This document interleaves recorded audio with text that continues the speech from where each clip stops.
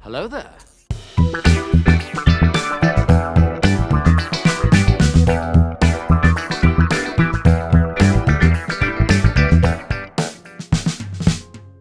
Hello there, and welcome back to Fouch Facts. Today's video will be my breakdown and review for Obi-Wan Kenobi Episode 2. I'll give my first thoughts about the episode and then dive into the meat of the discussion. Then at the end of the video, I'll offer up some predictions for what I think we could be seeing in Episode 3. But before we jump onto the high ground, if you haven't already, hit that subscribe button and turn on notifications so you'll be alerted every time I drop a new video. I'll be uploading a lot of them now since the show has premiered. Also, hit the thumbs up for this video and comment below what your favorite part was about Obi-Wan Kenobi Episode 2. If I could describe this episode in one word, I would say fun. Episode 1 was really emotional and it helped establish a strong foundation for what the rest of the series will be, but in Episode 2 things loosen up a little bit as our adventure truly begins. There isn't a whole lot of exposition as the story gets straight to the point. Obi-Wan wants to get in and get out. It's basically a snatch and grab, find Leia and get her home. Some things I really enjoyed about the episode: Kumail Nanjiani, the banter between Obi-Wan and Leia, and some of the callbacks. Some things I didn't like: Reva doing parkour on the rooftops, Obi-Wan shouting Leia's name, and the Grand Inquisitor's quote-unquote death. Overall, I really enjoyed the episode and I'd probably have to give it an 8 out of 10. It's fast-paced with plenty of action and suspense, but definitely has a couple of moments that could have been better.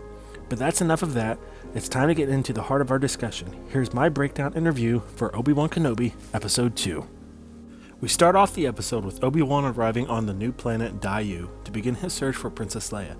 Daiyu is a new planet created just for this series.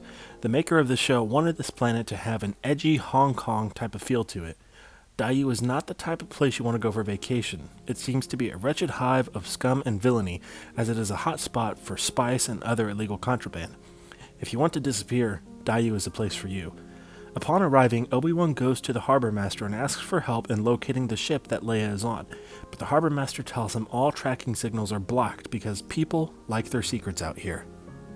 Obi-Wan heads into the main city and looks for any clues that will help him locate Leia, but stumbles upon a familiar face.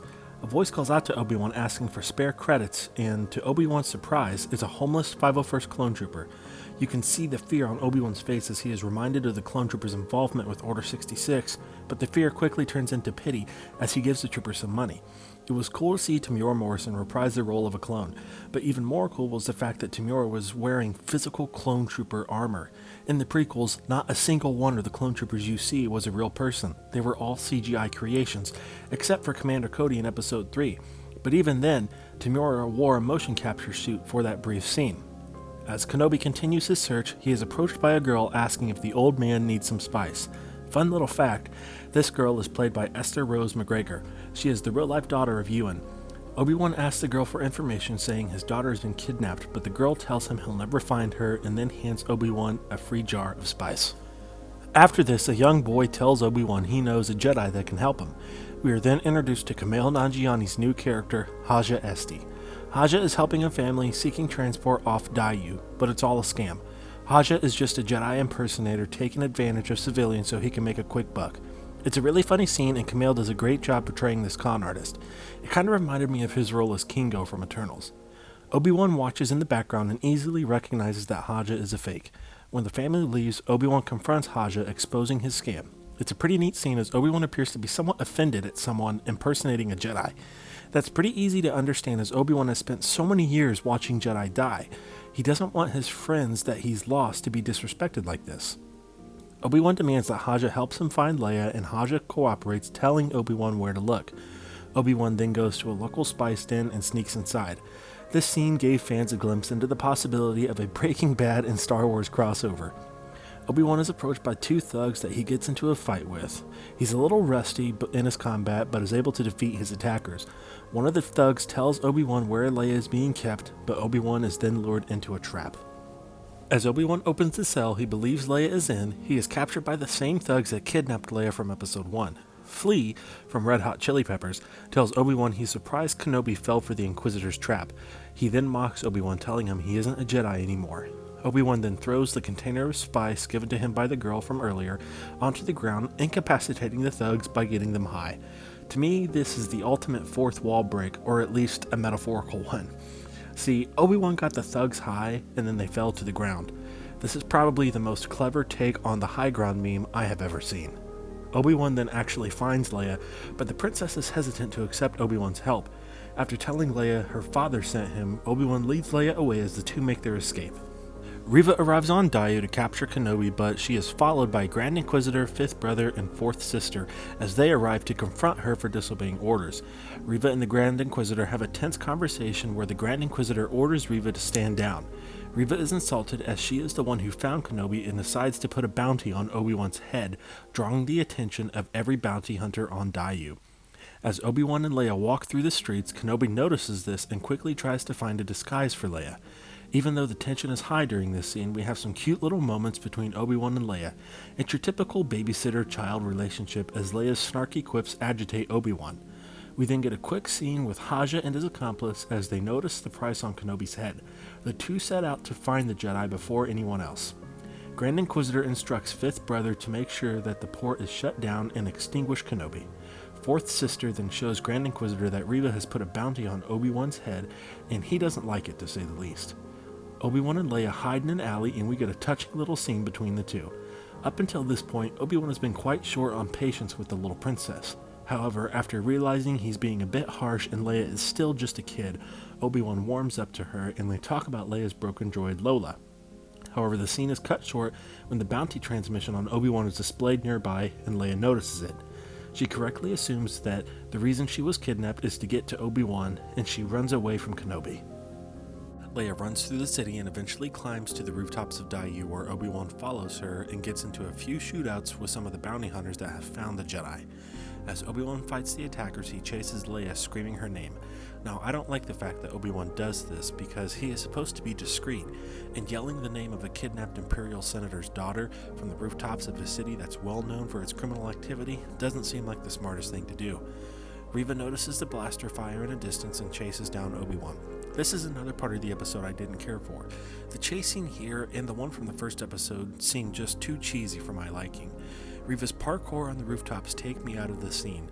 It literally makes me think of The Office when everyone runs around jumping, yelling, "Parkour! Parkour!" Right as Obi-Wan catches up to Leia, she jumps from one rooftop trying to get to the next, but doesn't make it. She falls but catches a rope and saves herself from falling to death, but eventually loses her grip and falls anyway. Obi-Wan screams as Leia plummets to the ground below, but quickly stretches out his hand. Kenobi struggles to reconnect with the Force after being cut off from it for the past decade, but is able to find the power to save Leia at the last second. Obi-Wan and Leia make their way back to the harbor, but find the Empire and Inquisitors have taken over. They are approached by Haja, who tells them where they can find a nearby shuttle that will get them off planet. Obi-Wan and Leia arrive at the cargo port, and we get another emotional scene. This was the first time I got teary-eyed watching the show. Leia makes some snarky comments towards Obi-Wan and takes the lead, telling Kenobi what to do. Obi-Wan has a moment of recollection as he sees so many qualities in Leia that he saw in Padme. When Leia notices Obi-Wan staring at her, she asks what's wrong. Obi-Wan tells her that she reminds him of someone he used to know that was also fearless and stubborn. This was a really awesome callback to Natalie Portman's character, and it was a really emotional scene, well written and well acted. Suddenly, Reva catches up to the duo. Obi-Wan tells Leia to hurry up and board the cargo transport and that he'll be right behind her. As Obi-Wan hides from Reva, the ambitious Inquisitor taunts him. She tells Kenobi that he is not going to die, but rather be taken to him. She then says that Lord Vader will be pleased. It is in this moment that Obi-Wan learns his former apprentice, Anakin Skywalker, survived the duel on Mustafar. Obi-Wan immediately goes into a moment of shock and disbelief. However, just before Reva can capture Kenobi, Grand Inquisitor shows up and once again orders her to stand down. When he tries to take the credit for Reva's accomplishment, she stabs him in the gut. This allows Obi-Wan and Leia to escape on the cargo ship, but Obi-Wan is still mortified about Anakin's survival.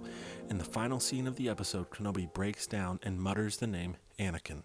We then cut to our first glimpse at Hayden Christensen's return to the character of Anakin Skywalker / Darth Vader, as he sits in a Bacta tank, still healing from the wounds he suffered at the hands of his former master. So there you go, there's my review and breakdown for Obi-Wan Kenobi Episode 2. I thoroughly enjoyed this episode and had a lot of fun watching it. There were some pretty cool action scenes and just enough heartfelt emotional scenes to balance it out. Even though there was some cheesy parts that I didn't really care for that took me out of the experience a little bit, I still thoroughly enjoyed this episode, mainly because we got to see our first look at Vader in this series, and I cannot wait to see more of him in the upcoming episodes. Quick little prediction here for episode 3. I think Reva dies in episode 3. I believe Vader's gonna kill her for not only losing Obi-Wan, but also stabbing Grand Inquisitor. Also, really quick, Grand Inquisitor is not dead. We know that he survives because he's in Rebels, and that show takes place roughly 5 or 6 years after Obi-Wan Kenobi, so don't freak out. He's still alive. He's gonna be fine. Anyway, that does it for today's video. Thanks for watching. If you liked it, give it a thumbs up, subscribe to the channel, and comment below what your favorite part was about Obi-Wan Kenobi Episode 2, and give me some of your theories and predictions for Episode 3 and the future of this series. Thanks for the watch, guys, and have a great day. May the Force be with you.